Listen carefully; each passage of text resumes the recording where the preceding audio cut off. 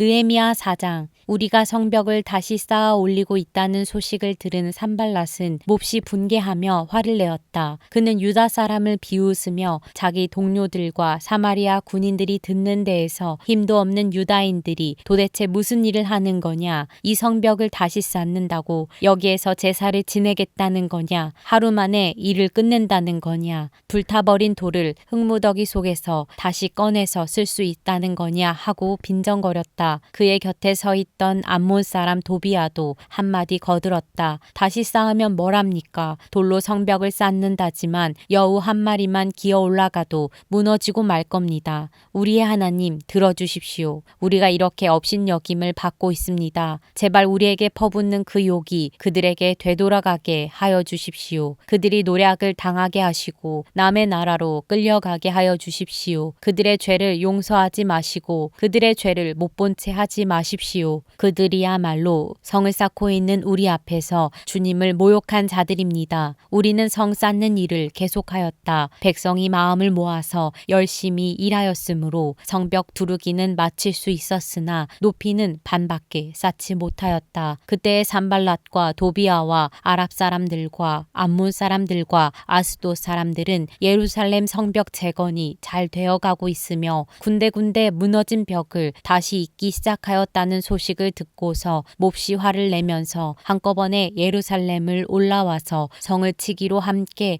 모의하였다. 우리를 혼란에 빠뜨리려는 것이었다. 그래서 우리는 한편으로는 우리의 하나님께 기도를 드리고 다른 한편으로는 경비병을 세워 밤낮으로 지키게 하였다. 그런데 유다 사람들 사이에서 이런 노래가 퍼지고 있었다. 흙더미는 아직도 산더미 같은데 짊어지고 나르다 힘이 다 빠졌으니 우리 힘으로는 이 성벽 다 쌓지 못하리. 한편 우리의 원수들은 쥐도 새도 모르게 쳐들어와서 우리를 죽여서 일을 못하게 하려고 계획하고 있었다. 그들 가까이에서 사는 유다 사람들이 우리에게 올라와서 그들이 사방에서 우리를 치려고 한다고 10번이나 일러주었다. 그래서 나는 백성 가운데서 얼마를 가문별로 칼과 창과 활로 무장시켜서 성벽 뒤 낮은 빈터에 배치하였다. 백성이 두려워하는 것을 보고 나는 귀족들과 관리들과 그 밖의 백성들을 격려하였다. 그들을 두려워하지 말아라. 위대하고 두려운 주님을 기억하고 형제 자매와 자식과 아내와 가정을 지켜야 하니 싸워라. 드디어 우리의 원수들은 자기들의 음모가 우리에게 새나갔다는 것을 알게 되었다. 하나님이 그들의 음모를 헛되게 하셨으므로 우리는 모두 성벽으로 돌아와서 저마다 하던 일을 계속하였다. 그날부터 내가 데리고 있는 젊은이 가운데서 반은 일을 하고 나머지 반은 창과 방패와 활과 갑옷으로 무장을 하였다. 관리들은 성벽을 쌓고 있는 유다 백성 뒤에 진을 쳤다.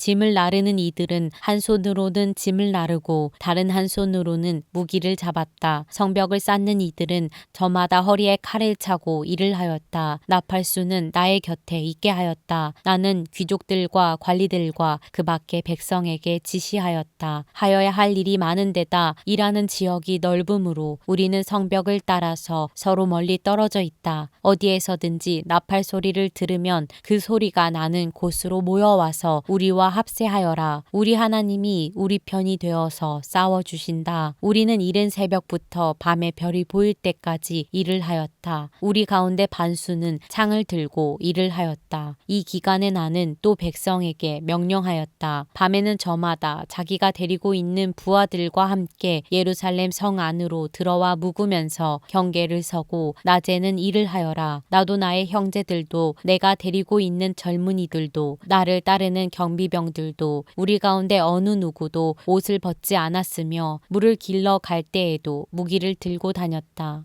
느헤미야 5장. 백성 사이에서 유다인 동포를 원망하는 소리가 크게 일고 있다. 부인들이 더 아우성이다. 더러는 이렇게 울부짖는다. 우리 아들 딸들 거기에다 우리까지 이렇게 식구가 많으니 입에 풀칠이라도 하고 살아가려면 곡식이라도 가져오자. 또 어떤 이들은 이렇게 울부짖는다. 배가 고파서 곡식을 얻느라고 우리는 밭도 포도원도 집도 다 잡혔다. 또 어떤 이들은 이렇게 외친다. 우리는 왕에게 세금을 낼 돈이 없어서 밭과 포도원을 잡히고 돈을 꾸어야만 했다. 또 더러는 이렇게 탄식한다. 우리의 몸이라고 해서 유다인 동포들의 몸과 무엇이 다르냐? 우리의 자식이라고 해서 그들의 자식과 무엇이 다르단 말이냐? 그런데도 우리가 아들, 딸을 종으로 팔아야 하다니 우리의 딸 가운데는 벌써 노예가 된 아이들도 있는데 밭과 포도원이 다 남의 것이 되어서 우리는 어떻게 손을 쓸 수도 없다. 그들의 울부짖음과 탄식을 듣고 보니 나 또한 치밀어 오르는 분노를 참을 수가 없다. 나는 그들이 울부짖는 내용을 신중하게 살핀 다음에 귀족들과 관리들에게 어찌하여 같은 결의끼리 돈놀이를 하느냐고 호되게 나무랐다. 이 문제를 다루어야 하겠기에 나는 대회를 열고서 귀족들과 관리들에게 말하였다. 우리는 이방 사람들에게 팔려서 종이 된 유다인 동포를 애써 몸값을 치르고 데려왔소. 그런데 지금 당신들은 동포를 또 팔고 있소. 이제 우리더러 그들을 다시 사오라는 말이오. 이렇게 말하였으나 그들 가운데 대답하는 사람이 아무도 없다. 그들에게도 할 말이 없을 것이다. 내가 말을 계속하였다. 당신들이 한 처사는 옳지 않습니다. 이방인 원수들에게 웃음거리가 되지 않으려거든 하나님을 두려워하면서 살아야 합니다. 나도 나의 친족도 그리고 내 아랫사람들도 백성에게 돈과 곡식을 구워주고 있습니다. 제발 이제부터는 백성에게서 이자 받는 것을 그만둡시다. 그러니 당신들도 밭과 포도원과 올리브 밭과 집을 오늘 당장 다 돌려주십시오. 돈과 곡식과 새 포도주와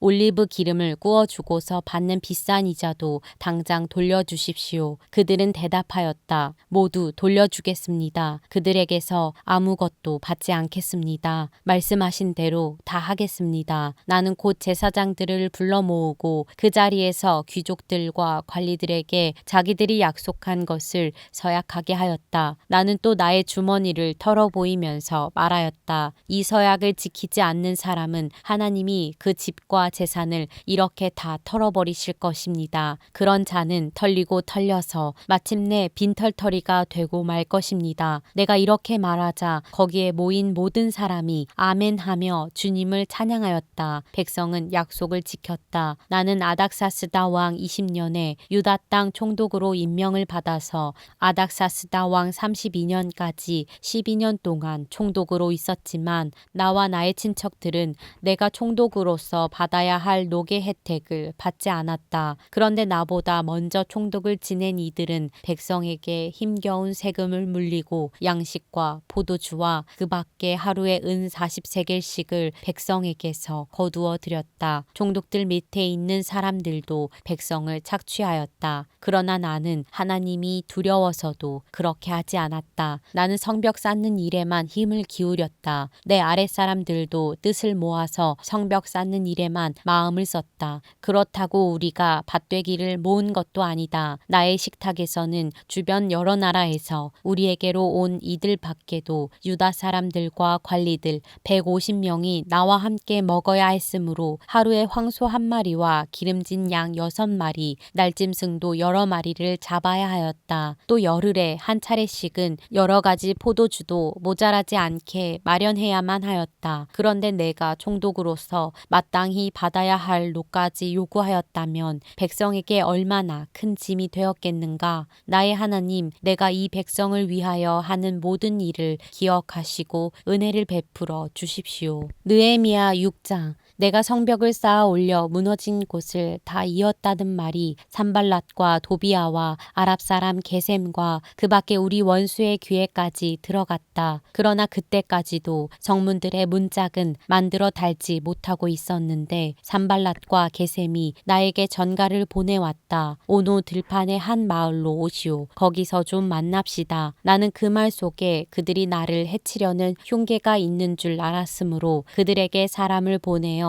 다음과 같이 대답하였다. 나는 지금 큰 공사를 하고 있으므로 내려갈 수 없소. 어찌 이 일을 중단하고 여기를 떠나서 당신들에게로 내려가라는 말이오. 그런데도 그들은 똑같은 것을 4번씩이나 요구해오고 그때마다 나도 똑같은 말로 대답하였다. 5번째도 산발랏이 심부름꾼을 시켜서 같은 내용을 보내왔다. 심부름꾼이 가지고 온 편지는 봉하지 않았는데 그 내용을 내용은 다음과 같다. 당신과 유다 사람들이 반역을 모의하고 있고 당신이 성벽을 쌓는 것도 그 때문이라는 소문이 여러 민족 사이에 퍼져 있소. 가스무도 이 사실을 확인하였소. 더구나 이 보고에 따르면 당신은 그들의 왕이 되려고 하고 있으며 예루살렘에서 당신을 왕으로 떠받들고서 유다의 왕이 있다고 선포하게 할 예언자들까지 이미 임명하였다는 말을 들었소. 이러한 일은 이제 곧 왕에게까지 보고될 것이오. 그러니 만나서 함께 이야기합시다. 나는 그에게 회답을 보냈다. 당신이 말한 것은 사실이 아니오. 당신이 마음대로 생각하여 꾸며낸 것일 뿐이오. 그들은 우리에게 으름장을 놓았다. 그렇게 하면 우리가 겁을 먹고 공사를 중단하여 끝내 완성을 못할 것이라고 생각한 것이다. 하나님, 나에게 힘을 주십시오. 하루는 스마야를 만나려고 그의 집으로 찾아갔다. 그는 들라야의 아들이며 무헤다벨의 손자인데 문밖 출입을 하지 않고 있었다. 그가 나에게 말하였다. 하나님의 성전으로 갑시다. 성소 안으로 들어가서 성소 출입문들을 닫읍시다. 자객들이 그대를 죽이러 올 것입니다. 그들이 밤에 와서